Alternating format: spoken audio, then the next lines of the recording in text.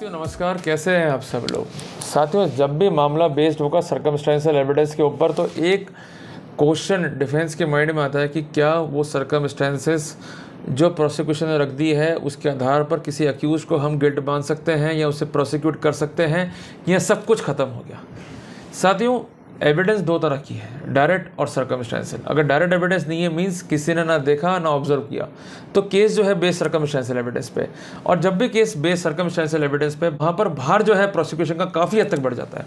अब प्रोसिक्यूशन को प्रूव करना पड़ेगा पहले बात तो मोटिव, और अगर बात मर्डर केस या रेप केस की तो लास्ट सीन थ्योरी भी प्रूव करनी है। उसके साथ साथ उन समझ सर्कमस्टेंसेस को प्रूव करना है जिसके आधार पर गिल्ट का हाइपोथेसिस ड्रॉ होगा।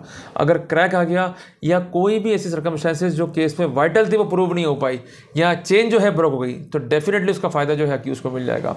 तो साथियों, कानून को पढ़ना होगा, कानून के इंग्रेडिएंट्स को पढ़ना होगा, तभी हम सफल हो पाएंगे। अदरवाइज हमारा कोई रिलेटिव, हमारा कोई मित्र, हमारा कोई मिलने वाला फंस गया तो इधर उधर पूछते रहेंगे, वकील साहब बरी तो हो जाएगा ना। अरे भाई, पूछने से पहले खुद तो श्योर हो जाओ कि जो तुम कर रहे हो या जो बातें हमें कहनी चाहिए वो बातें ऑथेंटिक है भी या नहीं है। अदरवाइज़ कोई कहेगा ऐसा कर लो तो आप ऐसा कर लोगे, कोई कहेगा ऐसा कर लो तो आप ऐसा कर लोगे। ऐसा नहीं होना चाहिए। आपका वर्कआउट स्पेसिफिक होना चाहिए, आपकी वर्किंग स्पेसिफिक होनी चाहिए, तभी उसका फ़ायदा मिलना है। अदरवाइज़ कोई फ़ायदा जो है हमें नहीं मिलेगा। तो साथियों, टॉपिक काफ़ी इंपॉर्टेंट है। अगर एक यंग लॉयर हो, एक अपकमिंग डिफेंस लॉयर हो, तो मेहरबानी करके पढ़ाई करो। जितना पढ़ोगे उतना ही क्लाइंट को रिलीफ दिला पाओगे, उतनी ही कोर्ट में तगड़ी बहस कर पाओगे। अदरवाइज़ क्या होगा, कोर्ट सुनना पसंद नहीं करेगा। फिर आप जाओगे सीनियर के पास में, वो बोलेगा भैया डायरी उठाओ और कोर्ट में तारीखें लिया। अगर कुछ बनना है ज़िंदगी में, आगे बढ़ना है, तो किताब से दोस्ती करनी होगी। अदरवाइज़ यूँ डायरियाँ उठाते उठाते ही घूमते रह जाओगे। तो साथियों, टॉपिक काफ़ी इंपॉर्टेंट है, बॉम्बे हाई कोर्ट के जजमेंट पे बेस्ड है। शुरू करता हूं आज का प्रेजेंटेशन। साथियों, जैसा कि स्क्रीन पे आप देख रहे हैं, जजमेंट जो है ये बॉम्बे हाई कोर्ट का है। मनोहर बनाम नितिन का जजमेंट है। अब आपके माइंड में सबसे पहले क्वेश्चन खड़ा हो रहा होगा, भाई ये मनोहर कहाँ से आ गया? ये ना तो स्टेट है और ना ही कोई अथॉरिटी। ये कौन है मनोहर? तो मनोहर और कोई नहीं, ये डिकीज का फादर है। साथियों, इस केस में स्टेट ने कोई अपील पेश नहीं करी, डिकीज के फादर ने जो है अपील पेश करी। मामला था मर्डर केस का। कहना क्या था प्रोसिक्यूशन का कि जो अक्यूज को बरी किया है वो गलत तरीके से बरी कराया। अक्यूज पर चार्ज क्या थे? मर्डर के, कॉन्स्पिरेसी के और कॉमन इंटेंशन शेयर करने के। यहाँ पर जो अपील पेश हुई उसमें कंसर्न्ड अपीलेंट का कहना यह है कि प्रोसिक्यूशन सक्सीड हुआ है to prove the case beyond doubt. उनका ये कहना है कि जो कंसर्न डिकीज्ड है उसके लव अफेयर्स थे अक्यूज नंबर 1 से। इसी बीच अक्यूज नंबर 1 ने जो है शादी कर ली, इनके बीच रिफ्ट शुरू हो गया और उसके पास एक स्ट्रॉन्ग मोटिव था कि वो डिक्यूज को जो है मार देवे। डिक्यूज मीन्स वो कंसर्न लड़की जिसके साथ अक्यूज नंबर 1 के संबंध थे, और पक्षकारों की जो परिवार थे उनके बीच में तनाव था। इसके साथ साथ लास्ट बार जो है मोटरसाइकिल पर डिक्यूज और अक्यूज को जो है देखा गया। साथियों का ये भी कहना है कि सर्कमस्टेंसेस जो फाइल पे हैं वो क्लियर कट इंडिकेट करती हैं कि अक्यूज जो है वो गिल्टी है।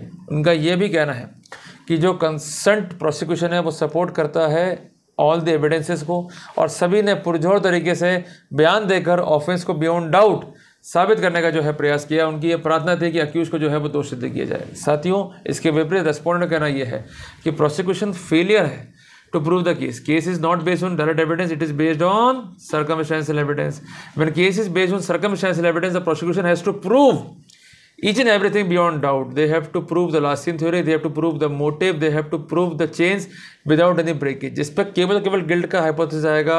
अगर सेकंड हाइपोथेसिस आ गया, सेकंड ओपिनियन आ गया, सेकंड कंक्लूजन्स ड्रॉ करने की स्थिति आ गई, किसी भी रूप में वो चेन कंप्लीट नहीं होती है। Complete means 100%, not 99.9%। भाई सोना चल जाएगा मोना 22 कैरेट 16 कैरेट का, बट अगर केस प्रूव करना है प्रोसिक्यूशन को तो 24 कैरेट रहना पड़ेगा। हल्की सी मिस्टेक हुई, इवन 23.9 भी हो गए, तब भी केस को जो है गवा बैठेंगे।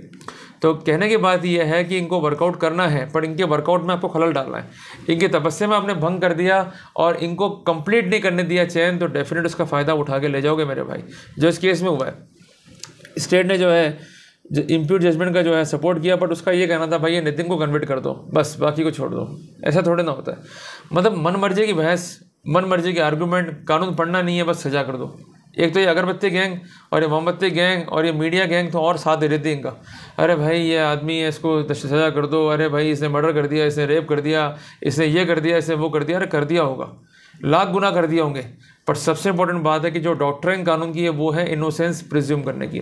Every person shall be deemed to be innocent unless proven guilty. जब तक उसको इनोसेंट हम प्रिज्यूम नहीं करेंगे उसको हम गिल्ट भी होल्ड नहीं कर सकते। और गिल्ट होल्ड करने के लिए किसी की सिंपैथी नहीं चाहिए, कोई इमोशन नहीं चाहिए, कोई ड्रामा नहीं चाहिए, कोई मोमबत्ती गैंग नहीं चाहिए। हमें चाहिए कानून की किताब, और उसमें अगर अक्षरशः पालना करते हुए अगर प्रोसिक्यूशन ने एविडेंस को कलेक्ट किया है और वो एविडेंस प्रॉपर है, उसमें कोई कंटेमिनेशन नहीं है, तो डेफिनेटली वहाँ पर प्रोसिक्यूशन जीतेगा।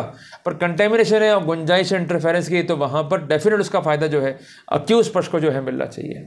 साथियों, यहाँ पर प्रोसिक्यूशन क्या ये प्रूव कर पाया कि अक्यूज ने कॉन्स्पिरेसी करी थी? क्या ये प्रूव कर पाया कि ये लोगों ने कॉन्स्पिरेसी के तहत जो है मर्डर किया? अगर एविडेंस नहीं है तो अल्टीमेटली अक्यूज को बरी करना ठीक था। प्रोसिक्यूशन ने ये फैक्ट रखा कि भाई लव अफेयर से नितिन ने जो है सब्सिक्वेंट मैरिज भी कर ली, और जिस कारण रिलेशनशिप जो है बिटर हो गए, और अक्यूज नंबर 2 और 3 ने धमकाया भी आके। और इन द मीन वाइल जो कंसेंट डिकीज्ड है, ये घर से गायब हो गई, इसकी भी डेड बॉडी मिली और अल्टीमेटली एफआईआर लॉन्च हो गई, मामले में इन्वेस्टिगेशन हुआ and finally accused has been chargesheeted. पर कई बार ऐसा भी होता है साथियों कि ब्लाइंड मर्डर केस या ऐसा मर्डर केस जिसके ना सिर है ना पैर है, और इनको दिखता है कि भाई चूँकि इसके साथ इसके संबंध थे, इसका एक मोटिव दिखाई देता है, तो पुलिस अपने हिसाब से एक फर्जी फाइल तैयार करती है, उस पर लगाती है मसाला और अल्टीमेट कहती है कि तुम दोषी हो। इनको कुछ नहीं सुनना, इनको बस ये कि अगरबत्ती बुझ जाए, मोमबत्ती बुझ जाए, हमारी जान छूटे और टाइम से जो है चार्जशीट कोर्ट में हो जाए पेश, फिर जज जाने मुलजिम जाने हम क्या करें। पर ये कोई इतिश्री नहीं है करते हुए कि अगर सब कस्में खाते हो संविधान की और पैसा ले रहे हो सरकार से, ये हमारा टैक्स का दिया हुआ पैसा है, इसमें आप कोई भी जो है बेईमानी नहीं कर सकते हो, आपको जांच निष्पक्ष रूप से करनी पड़ेगी। पर ये करते नहीं है ना, अबे तबे करते हैं, बदतमीजी करते हैं, तो इनको सबक भी आपको सिखाना है। जनता सुन लो मेरी बात, सबक सिखाना होगा। अगर ये बदतमीजी करते हैं, रिकॉर्डिंग करो, हायर अथॉरिटी को पेश करो और फिर देखो मजा आप कैसा होता है।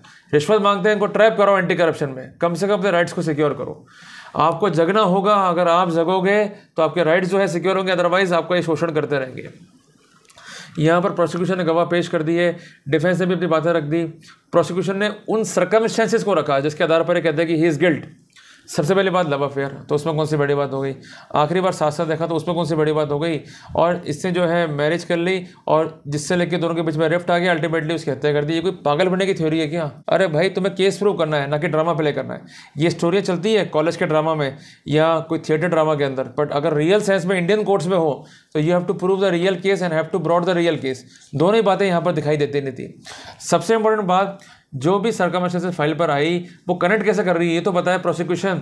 सबसे इंपॉर्टेंट बात, कोर्ट ने लिखा कि जब भी अक्यूज को बरी करेंगे तो सबसे इंपॉर्टेंट बात, presumption of innocence get more strengthen. ये सबसे इंपॉर्टेंट है और बेनिफिट जो है उनको मिलना ही मिलना चाहिए। प्रोसिक्यूशन को वो स्थितियाँ पेश करनी पड़ेंगी जिसके आधार पर दूसरा व्यू जो है लेना पॉसिबल है और कन्विक्शन करना जो है पॉसिबल है।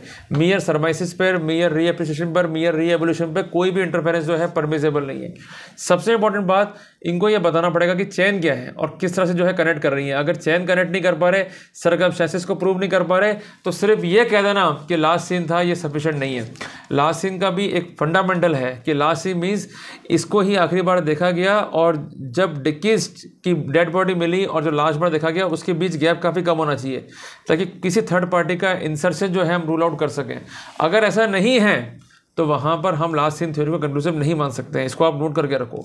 सर्कमस्टेंशियल एविडेंस में जो गिल्ट का हाइपोथेसिस है वो ड्रॉ करना पड़ेगा। Chain should be consistent, there should not be any breakage. अगर लीकेज है, ब्रेकेज है तो केस भी जो है स्टैंड नहीं करेगा। तो कुल मिला के हम एक मोटा एक बात कह सकते हैं कि in circumstantial evidence, circumstances from which the conclusion of guilt is to be drawn should be established. पहली बात तो ये, fact should be consistent. Number 3, the circumstance should be conclusive. चौथी बात, they should exclude every possibility of hypothesis of guilt except they should exclude every possible hypothesis except the one is to be prove.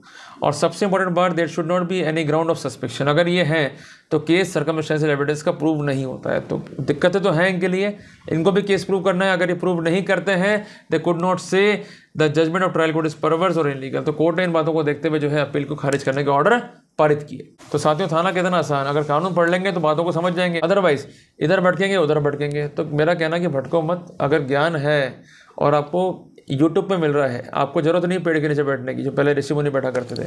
तो उसका फ़ायदा उठाओ मेरे भाई, पढ़ो, educate हो। जितना लिटरेट होगे, जितना पढ़ोगे, उतना ही कॉन्फिडेंस आएगा, लड़ने की ताकत आएगी और लीगल इम्यूनिटी जो है डेवलप हो जाएगी। तो कोई बात आपको घुमा के कहेगा, बेवकूफ़ बनाने की बात कहेगा, तो आप कह सकते हो भाई केस सर्कमस्टेंशियल एविडेंस पे ये पैरामीटर है, इसकी एविडेंस देख लो, उसके हिसाब से जो है तैयारी कर लो।